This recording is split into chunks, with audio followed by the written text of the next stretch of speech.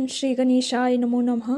आप सभी का पुनः स्वागत है आप सभी के प्रिय चैनल वेद वचन में। आज मैं स्नेहलता आप सभी के साथ पावन पवित्र सावन मास के व्रत की कथा लेकर प्रस्तुत हुई हूँ, जिसको सुनने से आपकी सभी मनोकामनाएं भगवान भोलेनाथ शीघ्र अतिशीघ्र पूर्ण करेंगे। आशा है आप सभी को ये वीडियो व कहानी व जानकारी पसंद आएगी। इस वीडियो में हम बात करेंगे कि श्रावण के सोमवारों के व्रत कब से हैं और जो भक्त 16 सोमवार के व्रत रखते हैं वे अपने 16 सोमवार के व्रत कब से प्रारंभ कर सकते हैं। श्रावण के सोमवारों के व्रत को रखने की महिमा क्या है, यह सब जानकारी मैं आप सभी को प्रदान कराने की पूर्ण कोशिश करूंगी। आशा है आप सभी को यह वीडियो व जानकारी पसंद आएगी। श्रावण मास भगवान भोलेनाथ का प्रिय महीना है। कहा जाता है कि श्रावण मास में जो भी भक्त भोलेनाथ की पूजा करते हैं उन्हें वह सब भी प्राप्त हो जाता है जो उनके भाग्य में ना भी हो। तो यह स्वर्ण अवसर है इस बार हमारे पास कि स्वयं भोलेनाथ ने श्रावण मास 2 हमें प्रदान किए हैं। इन दोनों ही श्रावण मास का पूर्ण लाभ उठाइए। भगवान भोलेनाथ की कृपा अपने और अपनी पूरी परिवार पर बरसवाइए। भगवान भोलेनाथ अति दयालु हैं। वैसे तो वह सिर्फ 1 लोटा जल से प्रसन्न हो जाते हैं। जितने सच्चे मन से सच्ची निष्ठा से आप भोलेनाथ को चाहे कुछ भी चढ़ा लें, चाहे जल, चाहे बेलपत्र, चाहे दूध, चाहे गंगा जल, भगवान सब कुछ स्वीकार करते हैं। पर यदि आप अपने पूरे सच्चे मन से भगवान शिव को मात्र 1 लोटा जल भी प्रदान करते हैं, वह भी उस करोड़ों उपायों से ऊपर है जो इंसान प्रतिदिन लगकर भी नहीं कर पाता। मात्र 1 लोटा जल जाकर भगवान शिव को सच्चे श्रद्धा भाव से सच्चे मन से चढ़ाइए और अपने मनवांछित फल को उनसे पाइए। तो अब तक तो आपने कर ली होगी तैयारी, क्योंकि आ गए हैं डमरूधारी। 4 जुलाई 2023 से पावन पवित्र श्रावण मास प्रारंभ हो चुका है, जो कि 30 अगस्त 2023 तक चलेगा। इस पावन अवधि में भगवान शिव की अपार असीम कृपा अपनी हर एक बच्चे पर बरसेगी। तो अब आपकी बारी है, वह कृपा आपको अपनी झोली में पानी है। आम सी बात है, यदि किसी को किसी से कोई चीज लेनी है, उसे उसके पास जाना पड़ता है, उससे मांगना पड़ता है। तो आप भी भगवान भोलेनाथ के द्वार जाइए, उन्हें जल चढ़ाइए, उनसे अपना मनवांछित फल पाइए और अपने जीवन में खुशियां ही खुशियां पाइए। श्रावण के सोमवारों में भगवान शिव को 1 लोटा जल, उसमें थोड़ा सा गंगा जल मिलाकर अर्पित कीजिए। फिर धतूरा भगवान शिव को अर्पित कीजिए। पावन सुंदर पुष्प अपनी पूजा की थाल में रखिए। फिर वह पुष्प भगवान शिव को अर्पित कीजिए। अखंडित चावल भगवान शिव को अर्पित कीजिए। यदि आप सबके पास बेलपत्र उपलब्ध है तो अति उत्तम है, तो वह भी आप भगवान शिव को चढ़ाइए, क्योंकि बेलपत्र भगवान शिव को अति प्रिय हैं। और बेलपत्र तोड़ने का यह नियम है कि अगर आप भगवान शिव का व्रत कर रहे हैं तो सोमवार के दिन कभी भी बेलपत्र नहीं तोड़े जाते। कहा तो यह भी गया है कि आप सोमवार का व्रत करें या ना करें, पर बेलपत्र को सोमवार के पहले रविवार के दिन तोड़कर रख लीजिए। सोमवार के दिन बेलपत्र को नहीं तोड़ा जाता। भगवान शिव को चढ़ाए जाने वाले बेलपत्र 1 दिन पूर्व तोड़कर रखे जाते हैं। फिर अगले दिन जाकर शिवालय में शिवलिंग पर बेलपत्र को चढ़ाया जाता है।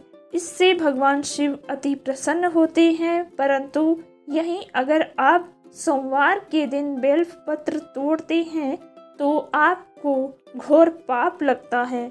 और यदि आपने भगवान शिव से कोई प्रार्थना की है कि भगवान शिव मैं आपके 16 सोमवार के व्रत रखूंगी या रखूंगा, तो आप वह 16 सोमवार के व्रत पावन पवित्र श्रावण के मास से प्रारंभ कीजिए। हमेशा 16 सोमवार के व्रत श्रावण के महीने से ही प्रारंभ होते हैं और इस बार तो श्रावण 2 हैं, तो श्रावण मास के अधिक होने के कारण आपको 16 सोमवार के व्रतों का फल भी अधिक प्राप्त होगा। भगवान शिव 16 सोमवार के व्रतों से अति प्रसन्न होते हैं और यही जो भक्त 16 सोमवार के व्रत या प्रति सोमवार के व्रत नहीं भी कर पाते हैं, तो मात्र वह श्रावण के सोमवारों का व्रत करें और भगवान शिव को प्रसन्न करें। देवों के देव महादेव हैं भोलेनाथ। सभी देवों को प्रसन्न करने की कोई ना कोई विधि होती है, परंतु मात्र भोलेनाथ ही एक ऐसे देव हैं जो अपने नाम की तरह सचमुच भोले हैं। वह सिर्फ थोड़ी सी ही कोशिश, थोड़ी सी ही पूजा से अपने भक्तों पर असीम कृपा बरसाते हैं। तो इस बार के श्रावण मासों का लाभ उठाना ना भूलें। भोलेनाथ की कृपा जीवन भर के लिए पाने का अवसर ना गंवाएं। आइए अब आरंभ करते हैं श्रावण मास की व्रत कथा। श्रावण मास की इस व्रत कथा को सुनने से आपकी सारी मनोकामनाएं पूर्ण होंगी। भगवान शिव आप पर अति प्रसन्न होंगे और आपको मनवांछित फल प्रदान करेंगे। आइए आरंभ करते हैं पावन पवित्र श्रावण मास की व्रत कथा। एक नगर में बहुत ही धनी सेठ रहा करता था। वह दोनों पति पत्नी बहुत ही प्रसन्न थे और बहुत पूजा पाठ किया करते थे। सेठ और उनकी पत्नी हमेशा सावन के सोमवारों के व्रत किया करते थे और श्रावण बीत जाने के पश्चात भी वह अपनी पूजा निरंतर किया करते थे। उनके जीवन में सब प्रकार की सुविधा उपलब्ध थी। ऐसा कुछ भी नहीं था उनके घर में जो इस संसार में मनुष्य के पास होना चाहिए और जो उनके पास नहीं था। परंतु सब सुख होने के पश्चात भी उनके पास संतान नहीं थी और संतान सुख से वह वंचित थे। इस कारण वह बहुत दुखी रहते थे। बहुत समय बीत जाने के पश्चात श्रावण के मास में एक दिन फिर उन्होंने भगवान शिव का श्रावण सोमवार का व्रत रखा हुआ था। इधर भगवान शिव और माता पार्वती घूमने के लिए निकले थे। माता पार्वती की नज़र धनी सेठ पर पड़ी और उन्होंने भगवान शिव से आग्रह किया, हे स्वामी, यह सेठ और इनकी पत्नी निरंतर आपकी पूजा सच्चे मन से करते हैं और श्रावण के माह आते ही आपकी अत्यधिक भक्ति करते हैं। आपके श्रावण के सोमवार भी करते हैं, तो आप इनकी जो भी मनोकामना है वह पूर्ण कर दीजिए। यह अति दुखी प्रतीत होते हैं, इनके दुख का निवारण कीजिए प्रभु। हम तो जानते हैं कि माँ का हृदय अति दयालु होता है। माता पार्वती के ऐसे आग्रह पर भगवान शिव ने माता पार्वती को बताया, हे पार्वती, इस धनी सेठ के घर में सभी सुख हैं, मात्र संतान सुख नहीं है और यह मैं इन्हें कैसे प्रदान कर दूं, क्योंकि इसके भाग्य में स्वयं यह नहीं लिखा हुआ है कि इसे संतान प्राप्ति होगी, तो मैं विधि के विधान को कैसे बदल दूं। इस पर भगवान शिव से माता पार्वती हठ करने लगी, स्वामी, आप तो जगत के पिता हैं, तो जगत पिता होने के नाते आप विधि का विधान बदलकर अपने भक्तों को सभी सुख प्रदान करते हैं। तो उस सेठानी की ओर भी देखिए, उसकी आंखें ममता में डूबी हुई हैं। वह अपनी ममता अपने बच्चे पर लौटाने के लिए आतुर है। तो आप मेरे ही आग्रह पर कृपा कर इन्हें संतान प्राप्ति का सुख दें। माता पार्वती की ऐसी विनती सुनकर भगवान शिव ने सेठ को स्वप्न में दर्शन दिए और कहा, हे सेठ, तुमने और तुम्हारी पत्नी ने मेरी निरंतर पूजा की है और सच्चे मन से की है। मैं तुम दोनों के व्रत और पूजा पाठ से अति प्रसन्न हूँ। अभी सावन लग रहा है और मैं तुम्हें इन सावन के व्रतों के प्रभाव से यह वरदान देता हूँ कि तुम्हें पुत्र रत्न की प्राप्ति होगी, परंतु यह ध्यान रहे कि उसकी आयु अल्पायु होगी। वह 16 वर्ष की आयु में ही मृत्यु लोक को प्राप्त हो जाएगा। यह स्वप्न देखकर सेठ अति प्रसन्न हुआ और स्वप्न के अनुसार समय के अंतराल में सेठानी ने गर्भ धारण किया और पुत्र को जन्म दिया। उन्होंने अपने पुत्र का नाम अमर रखा। वह पुत्र रत्न को पाकर प्रसन्न तो थे, परंतु सेठ इस बात को जानता था कि भगवान शिव ने यह चेतावनी दी है कि इस पुत्र की आयु सिर्फ 16 वर्ष होगी। तो इस बात को सोचकर वह दुखी रहने लगा, परंतु साथ ही उसने बचपन से ही अपने पुत्र को यह शिक्षा दी थी कि घर पर कोई भी आए, उस व्यक्ति का, उस प्राणी का पूर्ण रूप से सम्मान करना और उनका आशीर्वाद प्राप्त करना। यह तो हम स्वयं भी देखते हैं कि अगर हम किसी को आदर सम्मान देते हैं तो उनका हृदय प्रसन्न हो जाता है। वह आपको कुछ बोले ना बोले, पर मन में दुआ अवश्य आती है और मन से दुआ निकलती है और मन से निकली दुआ भगवान स्वयं स्वीकार करते हैं और उस व्यक्ति को हमेशा प्रसन्न रखते हैं। तो अपने माता पिता के दिए संस्कारों के अनुसार अम्र अब बड़ा होने लगा था और वह सदैव सबका सम्मान करता। थोड़ा बड़ा हो जाने के पश्चात सेठ ने अमर को अपने साले के साथ काशी में शिक्षा प्राप्त करने के लिए भेजा। यहाँ अम्र अपने मामा जी के साथ काशी में शिक्षा प्राप्त करने के लिए जा रहा था।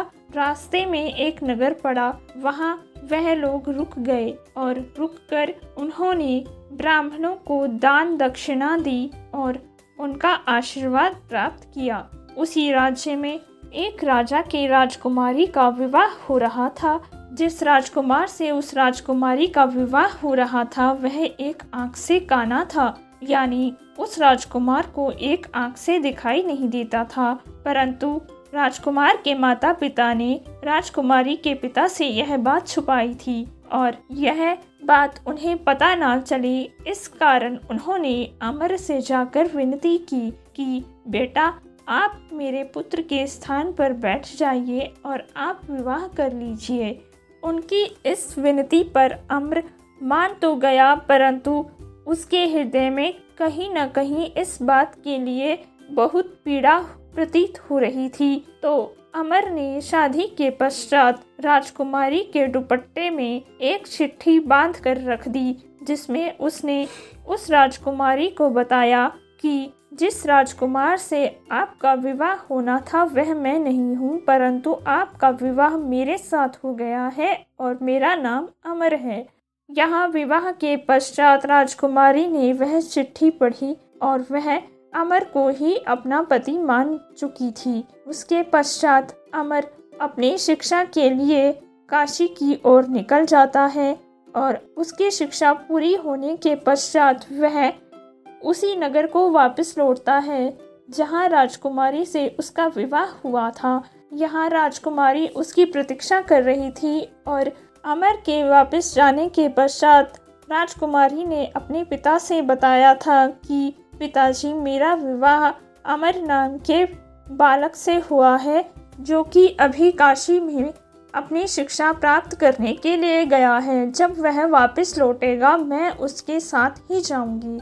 इस पर राजा इस विनती को स्वीकार कर लेते हैं और जब अमर वापस लौटकर आता है तब वह अपनी पुत्री की विदाई अमर के साथ प्रसन्नतापूर्वक कर देते हैं। यहाँ अमर के माता पिता को यह जानकारी थी कि उनके पुत्र की आयु 16 वर्ष ही है, तो वह बहुत ही दुखी थे और सोच रहे थे कि अब तो हमारा पुत्र 16 वर्ष का हो चुका है और वह हमारे पास लौट कर नहीं आएगा। परंतु अमर भगवान शिव की निरंतर पूजा करता रहता था। काशी में शिक्षा प्राप्त करने के दौरान भी उसने भगवान शिव की भक्ति नहीं छोड़ी। जब वह 16 वर्ष का हुआ तो यमराज अपने कार्य अनुसार उसे लेने के लिए तो आए थे, परंतु वह भगवान शिव की आराधना कर रहा था। तब भगवान शिव ने यमराज जी से कहा कि हे यमराज जी, यह मेरा भक्त है। इस बालक के माता पिता कई वर्षों से मेरे सोमवार के व्रत कर रहे हैं। उनके श्रावण के सोमवारों के व्रत के फलस्वरूप मैं इसे दीर्घ आयु का वरदान देता हूँ, तो आप कृपा कर लौट जाइए, अभी इसकी आयु और शेष है। इस प्रकार भगवान शिव ने अमर को लंबी आयु का वरदान दिया। इधर जब अमर लौट कर आया तो उसे जीवित देखकर उसके माता पिता अति प्रसन्न हुए और वह भगवान शिव का धन्यवाद करने लगे। तब भगवान शिव ने उनके माता पिता को स्वप्न में आकर दर्शन दिए और कहा, पुत्र, तुम कई वर्षों से मेरे सोमवार के व्रतों को कर रहे हो, तो मैं तुम्हारे व्रतों से अति प्रसन्न हूँ और मैंने तुम्हारे व्रतों के प्रभाव से तुम्हारे पुत्र को दीर्घ आयु प्रदान की है, तो तुम चिंता न करो, यह पृथ्वी पर सभी सुख भोगेगा और सुख पूर्वक अपना जीवन व्यतीत करेगा। तो यह थी पावन पवित्र श्रावण के व्रत की कथा और महिमा। आशा है आप सभी को यह वीडियो व जानकारी पसंद आई हो। जिस प्रकार भगवान शिव ने उन सेठ और सेठानी के पुत्र को दीर्घ आयु प्रदान की और उनकी मनोकामना पूर्ण की, उसी प्रकार कहानी कहने वाले, सुनने वाले, हुंकारा भरने वाले सबकी मनोकामनाएं भगवान शिव शीघ्र अतिशीघ्र पूर्ण करें और अपनी अपार कृपा जीवन भर हर पल हर क्षण हम सब पर बनाए रखे। आइए कथा के पश्चात भगवान शिव की आरती करते हैं। ओम जय शिव ओमकारा, स्वामी जय शिव ओमकारा, ब्रह्मा विष्णु सदा शिव अर्धांगी धारा, ओम हर हर हर महादेव। एकानन चतुरानन पंचानन राजे, भोले पंचानन राजे, हंसानन गरुड़ासन वृषवाहन साजे, ओम जय शिव ओमकारा। दो भुज चार चतुर्भुज, दश भुज अति सोहे, भोले दश भुज अति सोहे, त्रिगुण रूप निरखता त्रिभुवन जन मोहे, ओम जय शिव ओमकारा। अक्षमाला वरमाला रुंडमाला धारी, भोले रुंडमाला धारी, चंदन मृगमद सोहित भोले शशिधारी, ओम जय शिव ओमकारा। श्वेतांबर पीतांबर बागंबर अंगे, भोले बागंबर अंगे, सनकादिक गरुड़ादिक भूतादिक संगे, ओम जय शिव ओमकारा। कर के मध्य कमंडल चक्र त्रिशूल धरता, स्वामी चक्र त्रिशूल धरता, जग करता जग भरता जग संहार करता, ओम जय शिव ओमकारा। ब्रह्मा विष्णु सदा शिव जानत अभिवेका, भोले जानत अभिवेका, प्रणवाक्षर के मध्य ये तीनों एका, ओम जय शिव ओमकारा। काशी में विश्वनाथ विराजे, नंदी ब्रह्मचारी, स्वामी नंदी ब्रह्मचारी, नित उठित भोग लगावत महिमा अति भारी, ओम जय शिव ओमकारा। त्रिगुण स्वामी जी की आरती जो कोई नर गावे, स्वामी प्रेम सहित गावे। कहत शिवानंद स्वामी मनवांछित फल पावे। ओम जय शिव ओमकारा, ओम जय शिव ओमकारा, स्वामी जय शिव ओमकारा। ब्रह्मा विष्णु सदा शिव अर्धांगी धारा। ओम हर हर हर महादेव, ओम हर हर हर महादेव। यह थी पावन पवित्र सावन सोमवार की पावन व्रत कथा। इस व्रत कथा को सुनने, पढ़ने व कहने मात्र से भगवान शिव आपकी सभी मनोकामनाएं पूर्ण करते हैं, आपको स्वयं सुनते हैं। मैं प्रार्थना करती हूँ कि भगवान शिव कहानी कहने वाले, सुनने वाले, हुंकारा भरने वाले आप सभी की मनोकामनाएं शीघ्र अतिशीघ्र पूर्ण करें। आप सभी को पावन श्रावण सोमवार की हार्दिक शुभकामनाएं। तो आप यह याद रखेंगे कि आने वाले सोमवार यानी 10 जुलाई 2023 को आप सावन के सोमवारों के व्रत प्रारंभ कर रहे हैं। और साथ ही यदि आपको 16 सोमवार के व्रत रखने हैं तो यह व्रत भी आप 10 जुलाई सोमवार 2023 से प्रारंभ करेंगे। आशा है आप सभी को यह वीडियो व जानकारी पसंद आई हो। यदि आप सभी को यह वीडियो व जानकारी पसंद आई है तो इस चैनल को सब्सक्राइब व लाइक करना ना भूलें। साथ ही आप कमेंट बॉक्स में लिखकर हमें यह भी बता सकते हैं कि आप अगली वीडियो किस विषय पर चाहते हैं। मैं आपको अपने ज्ञान अनुसार उस विषय में वीडियो अवश्य प्रदान कराऊंगी। तब तक के लिए धन्यवाद। अपना खूब ख्याल रखें। भगवान शिव आपकी सभी मनोकामनाएं पूर्ण करें। एक बार फिर आपको सावन सोमवार की हार्दिक शुभकामनाएं। हर हर महादेव। सत्य सनातन धर्म की जय। जय जय श्री राधे।